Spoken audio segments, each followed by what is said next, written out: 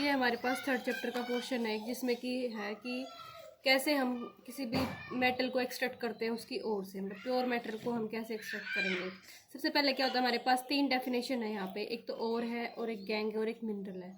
और क्या होती है, और वो एक मतलब और क्या होती है, और होती है एक मतलब पूरा का पूरा सब्सटेंस जिसके अंदर की जो मेटल है उससे उससे जिसके अंदर से हम मेटल को प्रॉफिटेबली जो है एक्सट्रैक्ट करते हैं। और ये मिनरल्स जो होते हैं या फिर जो सब्सटेंस होता है जिसके अंदर मेटल मिलता है तो उसे हम ओर्स बोलते हैं। फिर उसके बाद मिनरल्स क्या होते हैं, मिनरल्स वो होते हैं वो एलिमेंट या फिर वो कंपाउंड जो कि अर्थ क्रस्ट में नेचुरली पाए जाते हैं। फिर आता है हमारे पास गैंग। गैंग वो इम्प्योरिटीज़ होती हैं जिसको कि हम रिमूव करते हैं किसी भी प्योर मेटल को एक्सट्रैक्ट करने के लिए। यहाँ पे हम सबसे पहले पढ़ेंगे कि और से कैसे हम जो है डिफरेंट टाइप के जो मेटल है उसको कैसे एक्सट्रैक्ट करेंगे। अब हमें पता है कि मेटल जो है उसकी रिएक्टिविटी के अकॉर्डिंग हमने 3 टाइप्स में डिवाइड कर रखा है, high reactive metal, low reactive metal और मीडियम रिएक्टिव मेटल। सबसे पहले अगर हम हाई रिएक्टिव मेटल देखें तो हाई रिएक्टिव मेटल को हम कैसे एक्सट्रैक्ट करेंगे, सिंपली इलेक्ट्रोलाइसिस से। इलेक्ट्रोलाइसिस मतलब इलेक्ट्रॉन्स, लाइसिस मतलब ब्रेक कर देना। तो हम इलेक्ट्रॉन्स को ब्रेक कर देंगे तो फिर हमें प्योर मेटल मिल जाएगा। फिर उसके बाद आता है हमारा लो रिएक्टिव में बेसिकली सल्फाइड और होती है। तो सल्फाइड और का हम सबसे पहले करेंगे रोस्टिंग, फिर उससे हमें मेटल ऑक्साइड मिल जाएगा। फिर मेटल ऑक्साइड को हम रिडक्शन करेंगे, फिर हमें रिफाइनिंग से जो प्योर मेटल मिल जाएगा। फिर मीडियम रिएक्टिव जो मेटल होते हैं उसके 2 टाइप की ओर्स होते हैं, एक सल्फाइड और एक कार्बोनेट और। कार्बोनेट और काम करेंगे calcination, C4 carbonate, C4 calcination. फिर सल्फाइड और काम करते हैं रोस्टिंग। तो सल्फाइड कार्बोनेट और का कैल्सिनेशन, सल्फाइड यहाँ पे कैल्सिनेशन और रोस्टिंग के प्रोसेस के बाद हमें मिल जाएगा ऑक्साइड ऑफ मेटल, यानी कि मेटल के साथ ऑक्साइड होगा। तो ऑक्सीजन को रिमूव करने के लिए हम क्या करते हैं, रिडक्शन। तो रिडक्शन करेंगे हम यहाँ पे, ऑक्साइड ऑफ मेटल का रिडक्शन करेंगे, फिर हमें वहाँ से प्योर मेटल मिल जाएगा।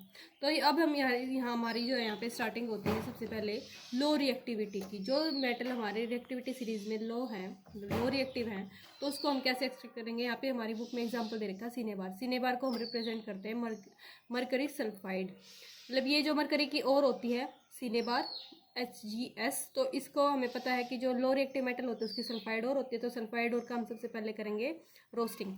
तो रोस्टिंग में क्या होता है, हम किसी भी और को ऑक्सीजन की प्रेजेंस में हीट करते हैं। ऑक्सीजन की प्रेजेंस में हम इसको हीट करेंगे तो हमें मरकरी ऑक्साइड मिल जाएगा और SO2 गैस रिलीज हो जाएगा। तो मरकरी को ऑक्साइड को फिर हम वापस से हीट करेंगे तो फिर यहाँ से ऑक्सीजन रिमूव हो जाएगी और मरकरी जो हमें प्योर मेटल यहाँ पे मिल जाएगा। फिर ऐसे कॉपर सल्फाइड और है हमारे पास, कॉपर सल्फाइड और का हम ऑक्सीजन की प्रेजेंस में इसको हीट करेंगे, जिस प्रोसेस को बोलते हैं रोस्टिंग। हीटिंग ऑफ सल्फाइड और in the presence of oxygen is called roasting. फिर इसको हमने हीट किया तो यहाँ पे कॉपर ऑक्साइड और फिर SO2 गैस रिलीज होगी। तो कॉपर ऑक्साइड प्लस C2S, तो हमें यहाँ पे प्योर कॉपर मिल गया और फिर SO2। फिर हमारे पास दूसरे नंबर पे आती है रिएक्टिविटी सीरीज में जो कि मिडिल रिएक्टिव होते हैं। तो उसकी 2 टाइप की और मैंने बताया था, एक सल्फाइड और एक कार्बोनेट और का हम करते हैं कैल्सिनेशन और सल्फाइड और का हम करेंगे रोस्टिंग। तो कैल्सिनेशन और रोस्टिंग में डिफरेंस आता है पेपर में। तो कैल्सिनेशन क्या होती है, कैल्सिनेशन होती है जब हम किसी भी और को लिमिटेड अमाउंट ऑफ ऑक्सीजन की प्रेजेंस में हम उसको हीट करते हैं। लेकिन रोस्टिंग में क्या होता है, एक्सेस एयर प्रेजेंस होती है जब हम उसको हीट करेंगे। तो सल्फाइड और को हम ऑक्साइड और में कन्वर्ट करेंगे by heating in excess presence of air. लेकिन कैल्सिनेशन में क्या होता है, लिमिटिंग अमाउंट ऑफ एयर जो है ना उसमें प्रेजेंट होनी चाहिए। तो यहाँ पे हमारे पास जैसे रोस्टिंग और कैल्सिनेशन सबसे पहले जैसे जिंक और का करेंगे तो जिंक सल्फाइड और हमारे पास, तो जिंक सल्फाइड है तो जिसकी सल्फाइड और होगी उसका हम करेंगे रोस्टिंग। तो ऑक्सीजन की प्रेजेंस में हमने इसको हीट किया, जिंक ऑक्साइड मिल गया और SO2 गैस रिलीज होगी। फिर उसके बाद इसकी कार्बोनेट हो रहा है, कार्बोनेट और का हम करेंगे कैल्सिनेशन, जो कि limiting amount of oxygen presence होनी चाहिए। तो हमारे पास जिंक ऑक्साइड और CO2 दोनों केस में हमें यहाँ पे जिंक ऑक्साइड, तो हमें ये चीज़ याद रखनी है कि जब हम किसी भी और का करेंगे रोस्टिंग तो हमें SO2 गैस रिलीज होगी और जब हम करेंगे उसका कैल्सिनेशन तो CO2 गैस रिलीज होगी। एक डिफरेंस ये बन गया। फिर हमें जिंक ऑक्साइड मिल गया, तो जिंक ऑक्साइड मिल गया, इसकी हम कर देंगे रिडक्शन। हम किसी भी रिड्यूसिंग एजेंट की प्रेजेंस में जैसे कार्बन लिया है यहाँ पे, तो इसको हमने हीट कर दिया तो जिंक हमें प्योर मेटल मिल गया और यहाँ पे CO2 गैस जो है रिलीज होगी। जो हाईली रिएक्टिव मेटल होते हैं जैसे सोडियम, कैल्शियम, मैग्नीशियम, इन सब की जो मेटल और होती है डिस्प्लेसमेंट, इसको डिस्प्लेस किया जा सकता है। मतलब दूसरे जो लो रिएक्टिव जैसे कार्बन है, कार्बन की प्रेजेंस में जो इसको डिस्प्लेस कर देंगे, मतलब ऑक्सीजन को हमने यहाँ पे डिस्प्लेस कर दिया तो फिर यहाँ पे हमें जो है ना प्योर रिएक्टिव जो है ना यूज़ किए जा सकते हैं।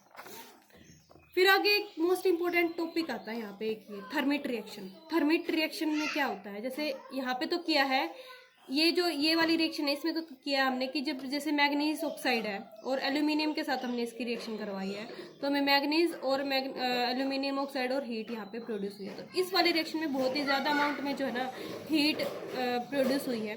तो ये वो वाली चीज़ बता रखी है कि जो हाई रिएक्टिव मेटल होते हैं ना, तो उसके लिए हम क्या यूज़ करेंगे, डिस्प्लेस करने के लिए हम दूसरे सब्सटेंसेस, जैसे यहाँ पे एल्यूमिनियम को यूज़ किया गया है कि जो एल्यूमिनियम है ये से ज़्यादा रिएक्टिव है, तो इसको डिस्प्लेस करने के लिए यूज़ किया गया है, तो इसलिए बता रखा है। तो इस वाली रिएक्शन में जो है ना ज़्यादा अमाउंट में हीट प्रोड्यूस होती है। फिर आगे यहाँ पे यूज बता रखा है कि एक हाईली एक्सोथर्मिक रिएक्शन जिसमें हीट ज़्यादा अमाउंट में प्रोड्यूस होगी, कि किसी भी अगर मेटल होगा तो मोल्टन स्टेट में प्रोड्यूस होता है वहाँ पे जो है। तो इसका एक एग्जांपल है आयरन ऑक्साइड की रिएक्शन जो है एल्यूमिनियम के साथ। जब आयरन ऑक्साइड की रिएक्शन एल्यूमिनियम के साथ होगी तो हमें आयरन मिलेगा और एल्यूमिनियम ऑक्साइड और हीट, ये वाली रिएक्शन में इतनी ज़्यादा अमाउंट में हीट प्रोड्यूस होगी कि इसे जो है ना रेलवे ट्रैक को ज्वाइन करने के लिए भी यूज़ किया जाता है, रेलवे पार्ट को। तो इस रिएक्शन को बोलते हैं हम थर्मिट रिएक्शन। फिर आगे आता है हमारा टॉप, जो रिएक्टिविटी सीरीज़ में जो टॉप मेटल्स होते हैं, तो उसको कैसे हम एक्सट्रैक्ट करते हैं उसकी ओर से। तो सबसे पहले इसमें ये जो मेथड होता है उसको बोलते हैं इलेक्ट्रोलाइसिस। इलेक्ट्रोलाइसिस में क्या होता है, हमारे पास दो रोड होती है, एक कैथोड और एक एनोड। जो कैथोड होते हैं उसके ऊपर होता है नेगेटिव चार्ज, एनोड के ऊपर होता है पॉजिटिव चार्ज। जैसे हमने कोई भी हाईली रिएक्टिव मेटल जो हमने यहाँ पे डाल दिया, उसका सोल्यूशन डाल दिया, तो यहाँ पे क्या होगा, जो कैथोड है उसके ऊपर पॉजिटिव चार्ज है, तो कैथोड के ऊपर नेगेटिव चार्ज है, तो नेगेटिव चार्ज के ऊपर आ जाएगा जो भी पॉजिटिव चार्ज, जो भी आयंस होंगे वो इसके ऊपर आके मतलब इसके आसपास मिल जाएंगे, और जो भी नेगेटिव वाले होंगे वो एनोड के आसपास जो है यहाँ पे हमें उसको अलग से निकाल सकते हैं। तो ये प्रोसेस होती है इलेक्ट्रोलाइसिस। जैसे हमारे पास अगर हम देखें तक, तो कैथोड के ऊपर जैसे Na पॉजिटिव प्लस इलेक्ट्रॉन और एनोड के ऊपर Cl नेगेटिव। तो क्लोरीन जो है एनोड पे, क्योंकि एनोड के ऊपर पॉजिटिव चार्ज है, तो क्लोरीन हमें एनोड पे मिल जाएगा, और जो सोडियम है वो जैसे पॉजिटिव चार्ज है तो वो हमें कैथोड के ऊपर मिल जाएगा। तो फिर आगे आता है जो मेटल्स है उसको, जैसे हमने 3 मेथड यूज़ किए हैं हमने, एक तो इलेक्ट्रोलाइसिस, कैल्सिनेशन, रोस्टिंग। कैल्सिनेशन और फिर उसके बाद हमें जैसे सल्फाइड के लिए हमें रोस्टिंग की थी। तो तीनों मेटल जो हमें अभी लास्ट में हमें जो मेटल मिले हैं उसकी रिफाइनिंग कैसे करते हैं, तो एक मेथड होती है इलेक्ट्रोलाइटिंग रिफाइनिंग। इलेक्ट्रोलाइटिंग रिफाइनिंग वही है कि उसकी इलेक्ट्रोलाइसिस कर देना जनरली। तो इलेक्ट्रोलाइटिंग रिफाइनिंग में क्या होगा, बहुत सारे मेटल जैसे कॉपर है, निकल है, सिल्वर है, ये सारे रिफाइंड किए जाते हैं इलेक्ट्रोलाइटिंग में, इलेक्ट्रोलाइसिस वगैरह। जो इम्प्योर मेटल होता है वो हमें, इम्प्योर मेटल तो हमें मिलता है एनोड के ऊपर, और जो प्योर मेटल हमें पता है मेटल के ऊपर होता है पॉजिटिव चार्ज। तो कैथोड नेगेटिवली चार्ज है, तो प्योर मेटल हमें कहाँ मिलेगा, कैथोड के ऊपर, और इम्प्योर मेटल हमें मिलेगा एनोड के ऊपर। तो ये क्वेश्चन पूछा जाता है कि प्योर मेटल हमें कहाँ मिलेगा, कैथोड के ऊपर। जो भी इम्प्योरिटीज़ होंगी वो सेटल डाउन हो जाएंगी और उसे एनोड मड बोला जाता है। यहाँ पे जो इम्प्योरिटीज़ है सेटल डाउन हो गई है तो इसे एनोड मड बोला जाएगा। तो ये वाला भी बहुत इंपॉर्टेंट पार्ट है इलेक्ट्रोलाइटिंग रिफाइनिंग। अगर आएगा इसकी डेफिनेशन, इसका डायग्राम, और कौन सी चीज़ कहाँ पे मिलेगी, हमें मेटल कैथोड के ऊपर मिलेगा, और हमें नॉन मेटल जो है या फिर जो इम्प्योरिटीज़ होगी वो हमें एनोड के ऊपर मिलेगी। फिर लास्ट टॉपिक है हमारे इस चैप्टर का कोरोजन। कोरोजन मेनली कोई भी सब्सटेंस, जैसे फर्स्ट चैप्टर में भी था ये, कोरोजन कोई भी सब्सटेंस होता है उसकी सरफेस जब किसी भी इन्वायरमेंटल सब्सटेंस से रिएक्ट होकर, जैसे मॉइस्चर हो गया, ऑक्सीजन हो गया, उससे रिएक्ट होके तो उसकी सरफेस जो कोरोड हो जाएगी, तो वो कोरोडेड कहलाएगा। जैसे फॉर एग्जांपल सिल्वर है, सिल्वर आर्टिकल जो है ब्लैक हो जाते हैं कुछ टाइम के बाद, तो उसके ऊपर किस चीज़ की ओर बन जाती है, सिल्वर सल्फाइड की ओर बन जाती है, क्योंकि सल्फर के साथ रिएक्ट हो जाता है। तो सिल्वर के केस में सिल्वर सल्फाइड और ब्लैक कलर का हो जाएगा। कॉपर के केस में कॉपर कार्बोनेट, और वो ग्रीन कोटिंग हो जाती है उसके ऊपर, क्योंकि कार्बोनेट के साथ रिएक्ट करेगा। और आयरन के केस में मॉइस्ट एयर के साथ रिएक्ट करके जो है वो फ्लकी सा सब्सटेंस उसके ऊपर आ जाता है, जिसे बोलते हैं रस्ट, यानी कि जंग लग जाता है उसके ऊपर। अब जो है कोरोजन से प्रिवेंट करने के लिए, प्रिवेंशन ऑफ कोरोजन, 2-3 मेथड हमारे पास। एक तो सबसे मोस्ट इंपॉर्टेंट है गैल्वेनाइजेशन। जैसे 2-3 मेथड है यहाँ पे, एक तो पेंट कर देते हैं, ऑयलिंग कर देते हैं, ग्रीस यूज़ करते हैं, गैल्वेनाइजेशन, क्रोम प्लेटिंग करते हैं, एनोडाइजिंग, या फिर उसे अलॉय बना के। अब सबसे पहले गैल्वेनाइजेशन। गैल्वेनाइजेशन में क्या करते हैं हम, किसी भी मेटल के ऊपर या फिर स्टील या फिर आयरन के ऊपर जिंक की कोटिंग करते हैं, जिसकी वजह से ऊपर से जिंक होता है और नीचे कोई भी हमारा जो मेटल होता है, स्टील, आयरन वगैरह, वो उसे प्रोटेक्ट करता है आउटर मोस्ट इन्वायरमेंट से। तो गैल्वेनाइजेशन प्रोसेस में हम जिंक का यूज़ करते हैं। फिर आगे आता है अलॉय, अलॉयज़।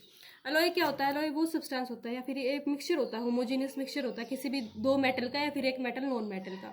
अलॉय के अंदर हमारे पास 3 एग्जांपल है इसमें एनसीईआरटी में, ब्रास, ब्रोंज और सोल्डर। तो ब्रास किसका होता है? कॉपर और जिंक। ब्रोंज कॉपर और टिन। और जो सोल्डर होता है वो टिन और लीड का जो है कॉम्बिनेशन होता है। तो इसमें यहाँ पे हमारे पास अलॉय की डेफिनेशन और डिफरेंट टाइप ऑफ मतलब जो 3 एग्जांपल जैसे ब्रास, ब्रोंज और सोल्डर, इसमें कौन कौन से जो है मेटल या फिर नॉन मेटल कंबाइन होके क्या क्या चीज़ जो है बना रखी है वो चीज़ हमें बता रखी है।